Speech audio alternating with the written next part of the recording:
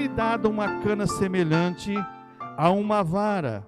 E chegou o anjo e disse: levanta-te e mede o templo de Deus e o altar e os que nele adoram. E deixa o átrio que está fora do templo, e não o meças, porque foi dado às nações. E pisarão a cidade santa por 42 meses. E darei poder às minhas 2 testemunhas, e profetizarão por 1360 dias, vestidas de pano de saco. Essas são as 2 oliveiras, os 2 castiçais que estão diante do trono de Deus na terra. E se alguém lhes quiser fazer mal, fogo sairá da sua boca e devorará os seus inimigos. E se alguém lhe quiser fazer mal, importa que assim seja morto. Estas têm poder para fechar o céu, para que não chova nos dias da sua profecia, e tem poder sobre as águas para convertê-las em sangue e para ferir a terra com toda sorte de pragas quantas vezes quiserem. E quando acabarem o seu testemunho, a besta que sobe do abismo lhes fará guerra e as vencerá e as matará. E jazerá o seu corpo morto na praça da grande cidade, que espiritualmente se chama Sodoma e Egito, onde o seu Senhor também foi crucificado. E homens de vários povos e tribos e línguas e nações verão seu corpo morto por 3 dias e meio, e não permitirão que o seu corpo seja posto em sepulcros. E os que habitam na terra se regozijarão sobre eles, e se alegrarão, e mandarão presente uns aos outros, porquanto estes 2 profetas tinham atormentados que habitam sobre a terra. E depois daqueles 3 dias e meio, o Espírito de vida, vindo de Deus, entrou neles e puseram-se sobre os pés, e caiu grande temor sobre os que os viram. E ouviram uma grande voz do céu que lhes dizia: subi cá. E subiram ao céu em uma nuvem, e os seus inimigos os viram. E naquela mesma hora houve um grande terremoto, e caiu a 10ª parte da cidade. E no terremoto foram mortos 7.000 homens, e os demais ficaram muito atemorizados e deram glória ao Deus do céu. É passado o 2º ai, eis que o 3º ai cedo virá. E tocou o 7º anjo a trombeta, e houve no céu grande voz que diziam: os reinos do mundo vieram a ser de nosso Senhor e do seu Cristo, e ele reinará para todos sempre. E os 24 anciãos que estão assentados em seu trono diante de Deus, prostraram-se sobre o seu rosto e adoraram, dizendo: graças te damos, Senhor Deus Todo-Poderoso, que és e que eras e que há de vir, que tomaste o teu grande poder e reinaste.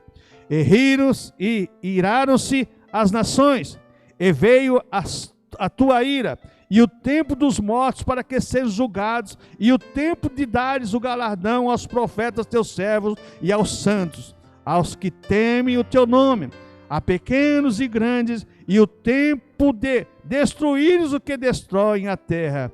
E abriu-se no céu o templo de Deus, e a arca do seu concerto foi vista no seu templo, e houve relâmpagos, e vozes, e trovões, e terremotos, e grandes saraivas. Senhor Deus e Pai, a Tua palavra é lida, aplica a Tua palavra em nossos corações, em nome do Senhor Jesus Cristo. Amém. Esse capítulo 11 é um capítulo que fala das 2 testemunhas do Senhor, que irá profetizar no meio da grande tribulação. Temos que lembrar que o capítulo 11, ele está dentro da 6ª trombeta e do 2º ai, que começou lá, aqui atrás, no capítulo 10, e nós estamos trabalhando sobre isso.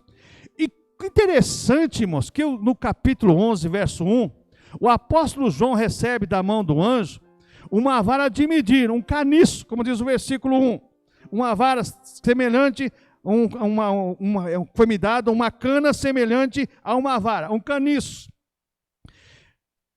Quando você olha para a Bíblia Sagrada e começa a interpretar a Bíblia Sagrada sem partidarismo, vara na Bíblia Sagrada e cano tem a mesma conotação.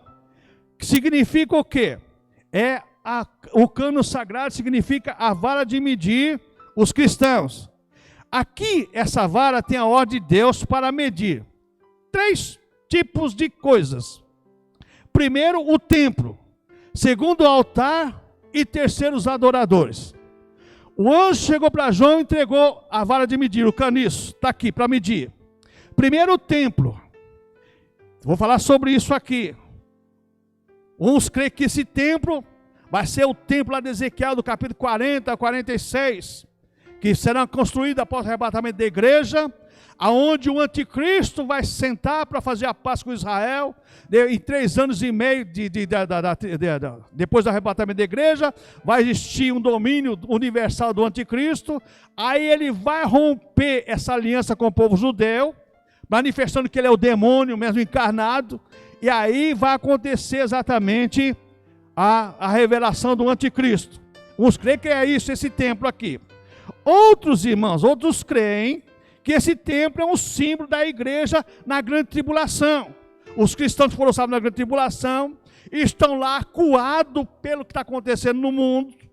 Então, agora estão protegidos lá e Deus manda o João, o anjo entregar a vara para João, medir lá o templo e essas pessoas.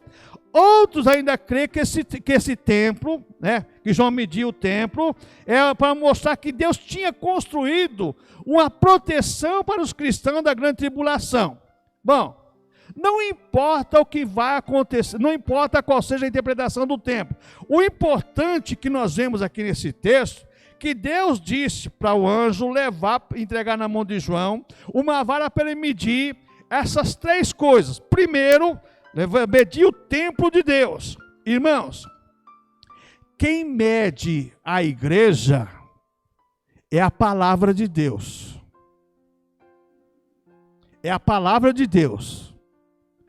Não, ninguém mais, a igreja pode ser grande ou pequena, mas quem mede a estrutura da igreja, o fundamento da igreja é a palavra de Deus. Então, vamos partir por esse princípio. E tem aqueles que creem que esse templo também é exatamente o lugar que Deus reservou para os fiéis de todos os tempos. Agora veja bem, mede o templo. Depois de medir o templo, olha só, no templo, no teu altar, agora Deus fala assim, vai medir o altar. Olha só, quem mede a igreja é a palavra de Deus. Quem mede o altar é a palavra de Deus. O cânon, a vara de medir, a vara que corrige. O que o salmista diz? A sua vara e o seu cajado me consolam. Jesus falou exatamente sobre isso. Sobre a minha palavra vai estar limpo. João 15, capítulo 15, verso 3. O que limpa é a palavra de Deus. O que protege é a palavra de Deus. O que guarda é a palavra de Deus. O que faz a pessoa santificar a palavra. Santifica na verdade, a tua palavra é a verdade. Então, mede o tempo. Aqui não está dizendo da extensão, do comprimento, da altura, largura, nada disso. Mas medir a estrutura do templo. Mede o altar. Como é que está o altar? O altar está dentro do padrão da palavra de Deus. O altar está firmado na palavra de Deus. O altar está posicionado sobre o fundamento, ou está sob o fundamento? Porque tem muita gente hoje que manda na Bíblia Sagrada. Não, a Bíblia Sagrada não manda mais neles, não. Nós estamos sob, embaixo do fundamento dos apóstolos, dos profetas. Mede o templo e mede o altar. E agora vem o pior. Porque se o templo não está medido pela palavra de Deus, se o altar não está sendo medido pela palavra de Deus, agora vem o azar completo. E os que nele adoram. como que os adoradores vão ser cristãos verdadeiros se não existe uma igreja firmada na palavra, se não existe obreiros firmados na palavra, e se não existe cristão firmado na palavra? Responda para você, não é para mim não. Como que nós queremos louvar a Deus se nós não temos compromisso com a palavra dele? Hoje se canta muito, se fala bonito, mas ninguém quer compromisso com a palavra de Deus. João mede aí, ó. Mede o templo, mede o altar e mede os adoradores. O livro do Apocalipse, irmãos, é profundo em doutrina. Nos ensina, faz com que a gente venha pensar sobre a nossa vida cristã, sobre a nossa vida de cristãos e de adoradores. Isso aqui é para mexer com todos nós. Então João agora, ele recebe essa ordem de medir, agora no versículo 2, o anjo fala: deixa o átrio que está fora do templo e não mexe, porque foi dado às nações, e pisaram a cidade santa por 42 meses. Agora veio 42 meses, equivale a 3 anos e meio da grande tribulação, 1260 dias da grande tribulação. Alguns dizem que dentro do templo estarão os judeus. Alguns dizem, fora do templo estarão os gentios salvos na grande tribulação. Lá dentro do templo vai estar os judeus que adoram a Deus, que são verdadeiros, que Deus, com certeza, o que vai, aí a interpretação que os que vai medir os judeus é a palavra de Cristo. Eles vão ser obrigados a, vou usar a expressão bem popular, engolir o ensinamento de Cristo, que eles rejeitaram. E agora o que acontece? Eles estarão dentro do templo, os judeus, para ser medido através da palavra, e veja bem, fora do templo estarão os gentios, conforme Lucas 21, 24, que fala exatamente sobre os gentios, estarão lá pisando fora do templo da cidade. Tantos que estão dentro do templo, quanto estão de fora do átrio, estarão protegidos pelo Senhor. Só que tem uma coisa, a correção de Deus é para todos. Irmãos, presta atenção no que isso nos ensina. A correção para nós cristãos, ela tem uma conotação maior. Jesus falou assim, ó, não quereis vocês mestre, porque ao mestre cabe maior condenação. Melhor não era ter conhecido do que conhecer. Aquele que conhece e não pratica, esse é mais pecador do que quem não conhece e pratica. Então toma muito cuidado nessa questão.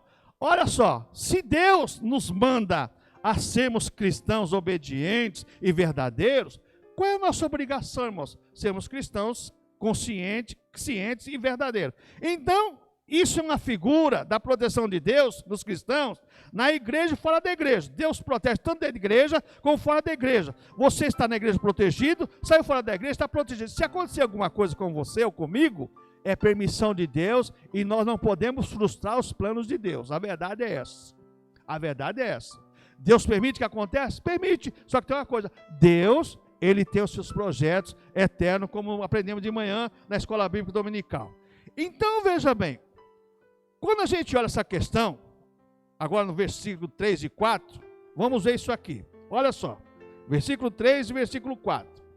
E darei poder às minhas duas testemunhas, e profetizarão por 1260 dias, vestidos de pano de saco. Essas são as duas oliveiras, os dois castiçais que estão diante do Deus da terra. Essas duas testemunhas, quem são essas duas testemunhas? Existe uma briga escatológica, teológica terrível. Uns dizem que é Moisés e Elias, Moisés representando a lei e Elias os profetas. Outros dizem que é Enoque e Elias, porque Enoque e Elias não morreu, vão ter que vir para morrer. Irmãos, não importa quem seja, para nós igreja não interessa. Nós não vamos estar aqui, nós já fomos arrebatados, já estamos com o Senhor.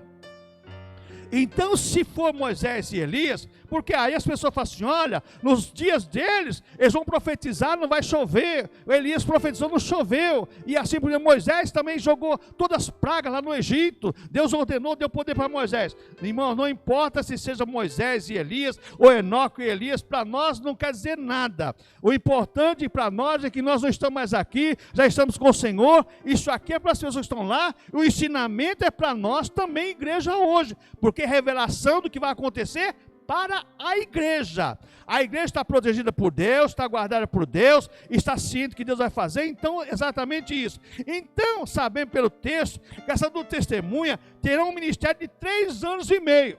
Olha só, 2 testemunhas, essas 2 oliveiras, são 2 castiçais, que estão diante de Deus da toda a terra, que 3 anos e meio vai pregar.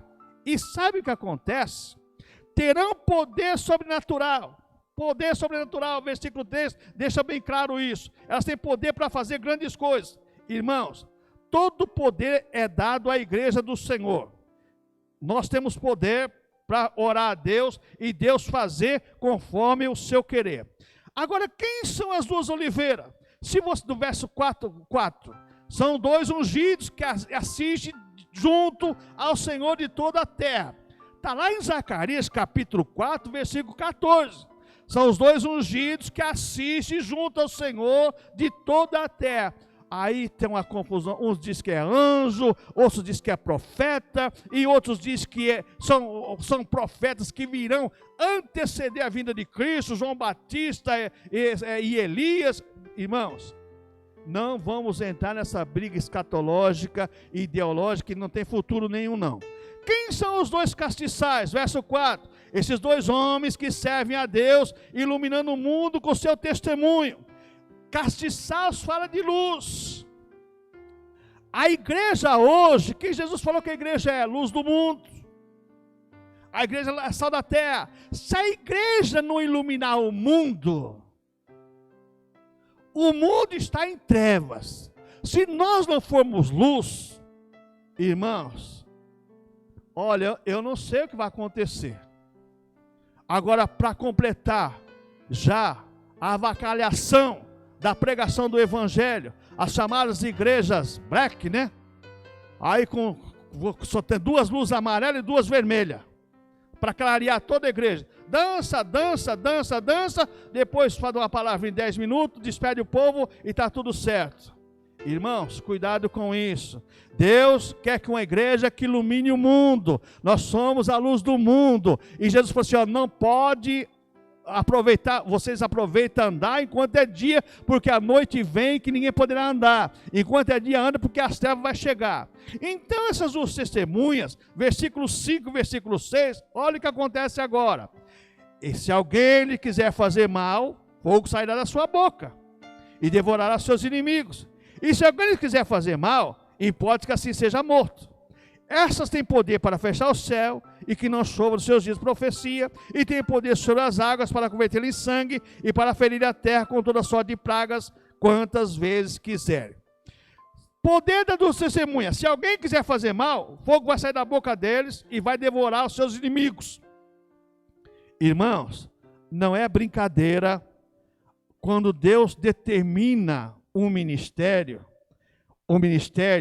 para os seus servos. Cuidado, irmãos, cuidado. Eu sei que hoje as pessoas, isso aí é uma palavra tão vazia no ouvido das pessoas. Deus mandou falar. Cuidado, cuidado, cuidado, cuidado com isso. Se Deus mandou, a pessoa que está dizendo vai se dar conta diante de Deus. O problema é dela. O nosso dever é ouvir e guardar, fazer como Gamaliel. Se for de Deus, permanece. Se não for de Deus, acabou. Eu já vi tanto ímpio, irmãos, tanto ímpio, pregador ímpio, trazer profecia e acontecer as coisas. É de Deus? Acontece. Não é de Deus? Não acontece. Então, se alguém quiser mal, importa seja morto. E Deus tem poder para fechar os céus, para que não chova nos seus dias, da profecia, versículo 6. Eles têm poder para converter as águas em sangue. Mas já não aconteceu que a estrela caiu do céu, lá nos mananciais de água, já não transformou tudo em sangue. Aqui estiver limpo, eles vão ter poder para falar assim, ó, contamine essa água aí com sangue e vai ser contaminada. Como aconteceu lá com o faraó, que segundo a história, alguns historiadores, os egípcios tentavam cavar na beira do rio para sair água limpa, daí a pouco vinha o sangue junto com a água. Então eles têm poder para converter água em sangue, eles têm poder para ferir a terra com toda a sorte de pragas, como Moisés fez lá. Deus dá poder para eles ferir toda a terra, só de pragas. Não vamos fazer que nem Faraó, irmãos. Não confiar que as coisas que acontecem, que Deus manda fazer, e não vai acontecer. Deus manda fazer, vai acontecer e acabou. Então, veja bem, tem poder para fazer todas as vezes quantos quiserem, como diz o versículo 6. Tudo que eles quiserem fazer, eles vão fazer e acabou. Eles têm poder para isso. Agora, do verso 7 ao verso 14, a besta, o anticristo, contra as duas testemunhas. Veja bem que Deus mandou o anjo dar para João uma cana de medir o templo, mediu o altar e mediu as pessoas, os adoradores. Mediu. Agora tem as duas testemunhas com o ministério. Mas agora surge a besta, o anticristo, do verso 7 ao verso 14. E quando acabar o seu testemunho, a besta que sobe do abismo lhes fará guerra e as vencerá e as matará. Mas cadê o poder dessas duas testemunhas? Que tem poder para fazer tudo. Deus, irmãos, Ele dá um ministério limitado para o homem. Deus tem os seus projetos. E o projeto eterno de Deus, somente Ele controla, mais ninguém. As duas testemunhas tinham poder para acabar com o anticristo, com a besta. Mas cadê agora esse poder? Verso 7. E quando acabar esse testemunho, a besta que sobe do abismo lhes fará guerra, as vencerá e os matará. Olha só que coisa terrível. Quando as duas testemunhas acabarem seu ministério, aparecerá o anticristo. Profetizou, falou o que tinha que fazer, o ministério de Deus. Aconteceu as coisas através do poder das suas testemunhas. Agora surge a besta, o anticristo, e mata do testemunha. Para se cumprir o quê, irmãos? A palavra da profecia bíblica do Novo Testamento, segundo Tessalonicenses capítulo 2, versículo 3, Apocalipse capítulo 13, verso 1, capítulo 14, verso 9 do Apocalipse, e o versículo 11, capítulo 15, verso 2, capítulo 16, versículo 2, capítulo 17, versículo 3, capítulo 19, versículo 20. Tem que se cumprir tudo isso. O anticristo, a besta, vai vir agora esses dois homens que fizeram tantas proezas na mão de Deus. Agora será morto pela besta, pelo anticristo. Quer dizer uma coisa para os irmãos. Não esteja pensando que você que tem dom, que você que é cheio do Espírito Santo, você não pode ser derrotado pela força do mal, não. Você dá uma vacilada, Satanás, ele arma o laço e você cai de bruço. Você cai de bruço e ele monta em cima. Já vi muita gente assim, irmãos. Conheci um pastor, um homem de Deus. Chegou a jejuar 14 dias sem tomar água, sem comer nada. Homem que orava e Deus usava ele e curava instantaneamente. Quem derrubou, acabou com o ministério dele foi a mulher e a filha. Irmãos, se nós podemos estar cheios do poder de Deus, podemos estar cheios do poder de Deus, mas se nós não vigiarmos, Satanás tem estratégia para nos derrotar, e ele procura, Pedro fala que ele anda como um leão rugindo, buscando, procurando quem possa tragar. Duas testemunhas fizeram proeza. Não vai chover, não choveu. Vão matar, matou. Vai sair água, sangue na água. Tudo quanto é sorte. Agora, o que acontece aqui, versículo 8. Olha só. E quando acabar o seu testemunho, a besta sobe do verso 7, sobe do abismo e fará guerra e as vencerá e as matará. E jazerá o seu corpo morto na praça da grande cidade, que espiritualmente se chama Sodoma e Egito, onde fora o seu Senhor também crucificado. Onde Jesus foi crucificado? Fora de Jerusalém. Fora de Jerusalém. Por que crucificado fora de Jerusalém? Porque Jerusalém era uma cidade que estava dominada pelos romanos. Por que chama Sodoma e Egito aqui? O anjo falando, Sodoma e Egito. Quer dizer, não está dentro dos padrões de Deus. não está dentro daquilo que Deus quer. E Sodoma é a prefiguração do pecado. Egito é o quê? A prefiguração do mundo. Nós temos que tomar muito cuidado com essas colocações. Então agora, a besta poderá vencer do testemunho após a permissão de Deus. Os corpos do testemunho ficaram expostos em Jerusalém, no versículo 8, 3 dias e meio. Para quê? Agora presta atenção nisso aqui, irmãos. Verso 8. E jazerá o seu corpo morto na praça da grande cidade, que se espiritualmente chama Sodoma e Egito, onde o Senhor também foi crucificado. E homens de vários povos, tribos, línguas e nações verão o seu corpo morto por 3 dias e meio, e não permitirão que o seu corpo morto seja posto em sepulcros. Todo mundo verá o corpo dessas duas testemunhas de Deus morto lá, e vão fazer festa. Matou aqueles que atormentavam, que pregavam a verdade. Acabou! O que vai acontecer? A televisão, via satélite, o Zap Zap e tantas coisas mais. Está aqui a fotografia, manda rapidinho. Daqui para Jerusalém, quando dá uns 3 segundos, 4 segundos, no Zap, é rapidinho, né? Está aí, todo mundo vendo, o mundo todo vendo, fazendo festa, se alegrando. Esses camaradas que falam contra nós, aí, morreu, e é festa para todo lado. Então, veja bem o que acontece. No meio de comunicação, será de grande utilidade nesse tempo. No verso 9, 3 dias e meio exposto para o mundo todo ver. Olha só, Deus deu poder para eles, mas agora a besta, o anticristo, tem poder maior. Só que o poder de Satanás é limitado por Deus. Deus permitiu que acontecesse aquilo lá, mas porque vem um revés aí agora de Deus. E eu sempre falo, irmãos, a Bíblia deixa bem claro que o homem semeia, ele colhe. Esse é o grande problema. Então agora você vai ver aqui no verso 10. É a pregação do testemunho atormentou o mundo, como diz o versículo 10. Aqui agora, ó. E os que habitam na terra se regozijarão sobre eles, e se alegrarão e mandarão presentes aos outros, porquanto esses 2 profetas tinham atormentado os que habitam sobre a terra. Pregar a verdade, pregar a palavra de Deus, falar de pecado, meu irmão, é um tormento para muita gente. Mas para o crente que quer ir para o céu, é uma alegria. E esse povo aqui, nessa época, vão fazer festa. Vão mandar presentes. Olha só, pregaram, falaram, atormentaram.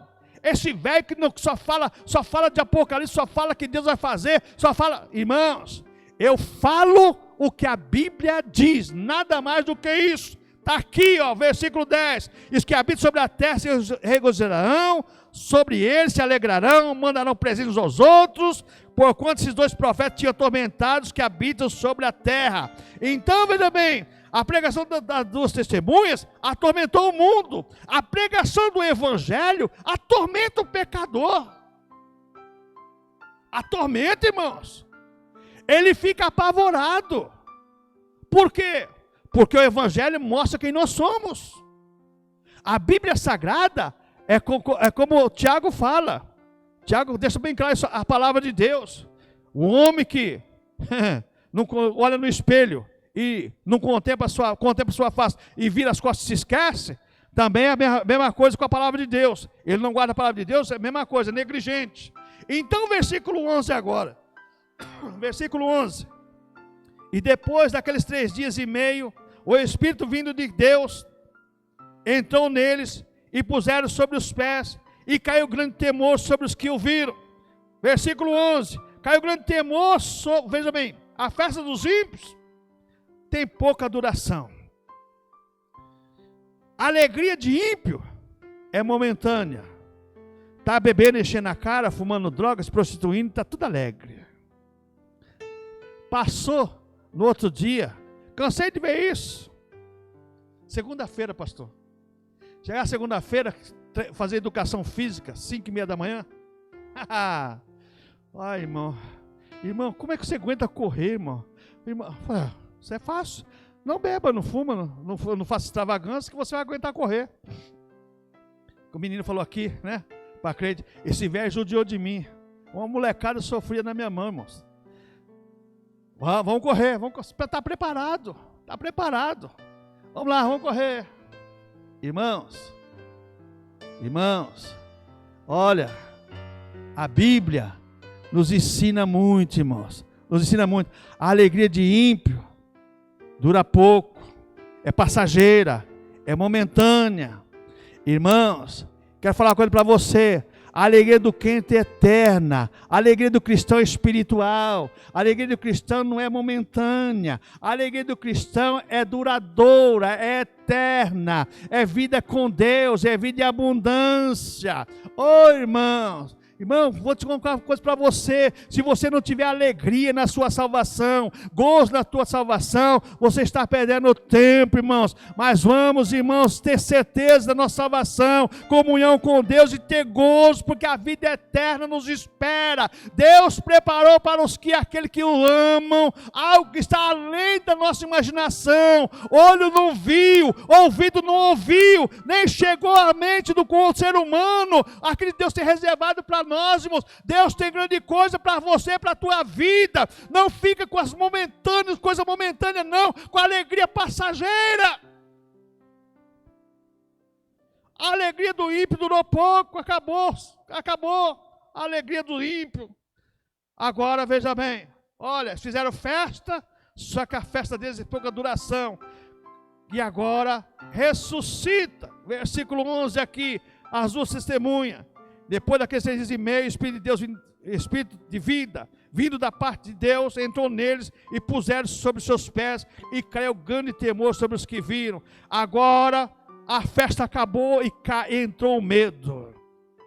Irmãos, olha só uma coisa, depois das drogas, do alcoolismo, da prostituição, eu quero dizer uma coisa para você, vem o medo, o que acontece? Doenças, enfermidades terríveis, falta de paz de espírito, tudo isso acontece com essas pessoas. Então o que acontece agora? Caiu grande temor, porque viram aqueles mortos que agora ressuscitaram pelo Espírito de vida de Deus.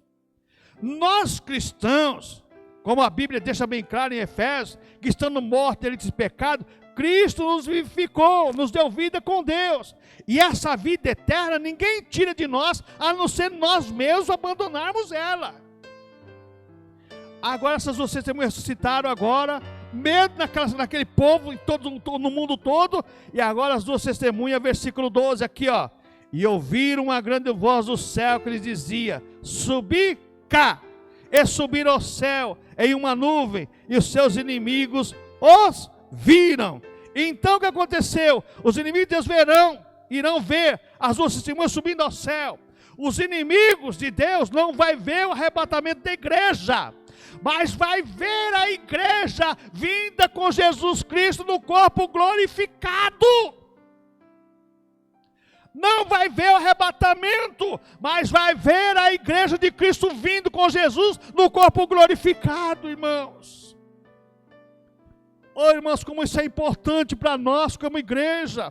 Nós pensamos e cremos exatamente nisso. Então essas duas testemunhas saem de Jerusalém. Deus manda um terremoto agora, verso 13. E naquela mesma hora houve um grande terremoto, e caiu a 10ª parte da cidade. E o terremoto foram mortos 7.000 homens, e os demais ficaram muito atemorizados e deram glória ao Deus do céu. Então agora os testemunhos saem de Jerusalém. Deus manda um terremoto, sair a igreja desse mundo? Irmãos, quem estiver aqui que se cuida. Por isso vamos vigiar, irmãos. Vamos estar preparados para a vinda do Senhor. Não é nos preparando, mas é preparado que Jesus virá. E quando Jesus tirar a igreja desse mundo, irmãos, vai acontecer exatamente isso que aconteceu aqui, vai acontecer aqui. Deus vai mandar o quê? Um terremoto. Foram mortos 7.000 homens, e os demais ficaram muito atemorizados e deram glória ao Deus do céu. Então agora Deus manda um terremoto, atemorizou, deu glória ao Deus do céu. E agora, irmãos, nesse versículo 14 diz aqui: é passado o segundo ai, eis que vem o terceiro ai. Sexta trombeta, segundo ai. Quantas coisas vimos que aconteceu, irá acontecer, aliás. Quantas coisas irão acontecer? E agora, a partir do versículo 15, diz aqui: E tocou o sétimo anjo a trombeta, e houve no céu grandes vozes que diziam: os reinos do mundo vieram a ser de nosso Senhor e do seu Cristo, e ele reinará para todo sempre. E os 24 anciãos que estão assentados em seu trono diante de Deus, prostraram-se sobre o seu rosto e adoraram a Deus. Então agora, a sétima trombeta, do início do capítulo, do versículo 15, e o início do terceiro ai, que vai até o capítulo 15, capítulo 15 não, vai até mais para frente, aqui vai até o versículo 19 aqui, do capítulo 11. Então vamos ver aqui algumas coisas importantes para nós. Versículo 15, a sétima trombeta só anuncia a chegada do reino de Cristo. Esse reino agora, aqui está antecipando já aquilo que está no capítulo 18, 19, já está falando do reino de Cristo, o reino milenar de Cristo. O reino de Cristo é chegado, está dizendo aqui, ó, e vieram a ser do nosso Deus, do seu Cristo, ele reinará para todos sempre. Jesus agora se manifestará, depois desse terremoto, depois desse segundo ai que passou, agora o terceiro ai, onde tocou a trombeta, houve o terremoto, né? Houve do céu grande voz, dizia: o reino do mundo vieram a ser do nosso Deus, do nosso Senhor, do seu Cristo, e ele reinará para todos sempre. Então agora o reino de Cristo é chegado. Os juízos de Deus não serão parciais, mas completos em destruição, como diz o versículo 15. Então agora Jesus vai reinar com a sua igreja, reinar com o seu povo, reinar para todos sempre. Veja bem, com a igreja no corpo glorificado durante 1000 anos. Aqui já está antecipando o reinado milenar de Cristo, que uns também não creem que Jesus vai reinar com a igreja 1000 anos. Os amilenistas creem que a igreja é que está plantando o milênio aqui na terra, enquanto a igreja aqui na terra está executando o milênio. Nós somos pré-milenista, pré-tribulacionista, futurista, cremos no milênio literal, Jesus reinando com a sua igreja. Então veja bem, Deus lançará toda a sua ira contra o pecado. Olha o verso 16, e os 24 anciãos que estão assentados em seu trono diante de Deus, prostraram sobre o seu rosto e adoraram a Deus. Novamente, aqueles 24 anciãos que nós vemos lá desde o começo, eles adoram a Deus. Irmãos, se tem uma coisa que Deus incumbiu a igreja, é de adorar a Deus. Nós somos eternos adoradores de Deus. E o versículo 17 agora diz assim, dizendo, olha só a adoração deles, dizendo: graças te damos, Senhor, Deus Todo-Poderoso, que és, que era e que hás de vir, que tomaste o teu grande poder e reinaste. Agora eles adoram a Deus. Agora o louvor dos anciãos, que tomou o poder do reino do capeta, tomou o poder do anticristo, do falso profeta, da besta. Agora esses anciãos agora louva e exalta a Deus. Irmãos, o louvor da igreja é exaltação a Deus, é glorificação a Deus, é pedindo, como diz a oração do Pai Nosso: venha o teu reino, seja feita a tua vontade, o domínio de Deus. Então agora vamos ver o verso 18, que diz assim: e iraram-se as nações, e veio a tua ira, e o tempo dos mortos, para que sejam julgados, e o tempo de dar os galardão aos profetas teus servos, e os santos, e os que temem o teu nome, e pequenos e grandes, e o tempo de destruíres o que destrói a terra. Salvo, bem-aventurados, que estão à direita do Senhor.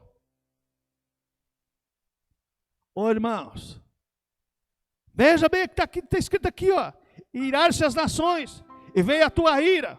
As nações se irou contra Deus, veio a ira de Deus. Só que agora vai ser julgado os mortos, e vai ser julgado e o galardão do servo do Senhor, dos profetas e dos seus servos, os santos, o que teme o teu nome. Nem todo mundo vai ser salvo não, irmãos. Vai ser salvo que é santo, que é separado para Deus, que é servo de Deus, que teme o nome do Senhor, tanto pequeno como grande. E o tempo de destruir isso que se destrói a terra. Semeou, vai colher. Então, chegado o momento do galardão, quem merece o castigo, merece. Quem não merece, vai ter a vida eterna. Agora nós vamos ver no versículo 19, a grande majestade de Deus, e abriu-se o céu, e abriu-se no céu o templo de Deus, e a arca do seu concerto foi vista no seu templo, e houve-se relâmpagos, e vozes, e trovões, e terremotos, e grande saraiva. Primeira coisa que nós vemos aqui na revelação de Deus, quando abriu-se no céu o templo, foi visto por João a arca da aliança, a arca do concerto, que tem filmes e lendas e um monte de coisa. Deus, pelo que dá a entender no livro de Ezequiel e aqui nesse texto, quando Deus permitiu que Nabucodonosor, através do seu comandante Nebuzaradão, invadisse o templo de Jerusalém para levar as coisas, Deus mandou os querubins tirar a arca dele e levar a arca para o céu, porque quem tocasse na arca ia ser fulminado. Lembra lá dos Jebuseus e de tantos outros lá que tocaram na arca de Deus e morreram? A mesma coisa seria com eles, mas Deus mandou os querubins e levaram. Ezequiel fala, a glória do Senhor desceu sobre o templo, e vi a sua glória sendo elevada às alturas. Então o templo de Deus agora, quando abre lá no céu, João vê a arca do concerto, a arca da aliança. Deus está lá, por quê? Testemunho para o judeu e para nós também, irmãos. O que tem na arca da aliança? A lei de Deus, as tábuas da lei de Deus, a vara de Arão que floresceu e o maná. Deus, Ele testifica de tudo que Ele faz em nosso favor. Por isso que nós temos que crer na lei de Deus, crer no Velho Testamento, crer no Novo Testamento. As profecias não se cumprir. Então João vê a arca de Deus, e terá início agora o castigo dos ímpios. João vê a glória de Deus, a arca de Deus, e vê agora o que aqui? E houve relâmpagos e vozes, trovões e terremotos e grande saraiva. Quem está salvo e cuide para não perder a salvação. Porque quem estiver aqui, irmãos, nessa época, e não tiver pacto com Deus, e deixou-se marcar pela besta, para poder comer e fazer festa, uma coisa é, irmãos, vai pagar caro com a vida eterna, fora das mãos de Deus, nas mãos de outro ser, que não tem dó de ninguém não. Deus tem dó, porque Deus é amor. Deus perdoa porque é amor. Deus tem compaixão porque é amor. Deus tem misericórdia porque é amor. Mas Satanás não tem pudor, não tem dó e não tem compaixão de ninguém não. Se ele puder massacrar, ele massacra. Ele humilha. Conhecemos uma irmã que ela dizia assim: pastor, hoje eu sou uma pessoa liberta. Muitos aqui conheceram a irmã Marilena Petroneto, a mãe da Suzel. Ela dizia: hoje sou uma mulher que dou glória a Deus por ser liberta. Que quantas vezes eu era obrigada a comer uma garrafa de pimenta. Obrigada a comer uma garrafa de pimenta. No outro dia eu estava terrivelmente enfermo, mas era obrigado a comer pimenta porque o guia lá mandava ela comer, beber cachaça. Hoje eu sou liberto, sou livre. Hoje eu sinto paz, eu sinto alegria. Satanás não tem dó de ninguém não. É por isso que as pessoas fazem as coisas e sofrem as consequências terríveis. Deus, irmãos, é misericordioso, bondoso. Deus não quer ver o mal da humanidade. Deus mostra no Apocalipse para nós a revelação, para nós estarmos cientes que nós temos um Deus de amor que nos salvou pelo seu infinito amor e misericórdia e quer que nós alcançamos a vida eterna de gozo e alegria. Porque está longe de Deus, irmãos, é sacrifício de dor eterno. E as pessoas não pensam nisso. Ah, morreu, acabou. Ah, se fosse assim. Morreu, acabou? Ah, se fosse assim. Não acabou, não, irmãos. Depois dessa vida tem uma outra. Ou uma vida em abundância, ou uma vida amargurada. Amém, irmãos?